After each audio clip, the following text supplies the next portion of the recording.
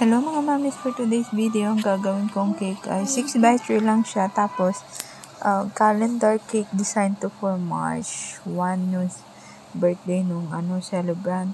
So, ito na nga challenging sa akin para gumawa ng mga calendar cake kasi nga, lagi kong hindi napapantay talaga yung mga numbers. So, kaya lang, ito, sige, go pa din tayo. Tapos, ayan lang, simple lang yung kulay niya, 3 kulay lang yan siya. Tapos, ganyan lang siya, parang, alam ko nag-base yun siya sa kulay ng BTS. Basta ganyan siya. Ganyan lang siya. Tapos isusulat ko lang yung calendar. So, sa gilid niya, ganyan din. Very simple lang. Kaya, ito parang customized minimalist siya. So, medyo budget friendly pa din tong mga ganito. Kasi mabilis lang siya ilagay yung frosting. Kung baga i-patchi-patchi mo lang. Walang pattern na kailangan sundan. Maliban doon sa taas. Pero sa gilid. Yan, ganyan lang siya. Tapos hindi mo din kailangan i-sharp edge. So, ito na nga, lalagyan ko na siya ng sulat. So, ayan, diba? So, hindi na naman maayos yung alignment ko dito kung mapapansin niyo. Pero, okay naman yan.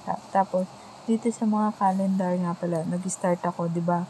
7 days of the week. So, doon sa gitna ako nagsisimula para at least mapantay ko siya nung pagkakalagay ko ng MWF. Hindi ko na nga ito nilagyan ng hindi ko na nga ito nilagyan ng Sunday, Monday, Tuesday na sa taas. Basta itong number lang. Tapos ayan hindi maayos yung number ko kasi anong oras na to. And then, sabagay hirap din talaga ako magpantay ng numbers na yan. Tapos kung mapansin nyo, nakalimutan ko yung 31. May 31 nga pala yung March.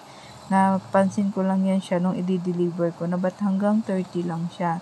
Kaya isiningit ko lang siya doon siya. Napakali sa may part ng 24. So, yun.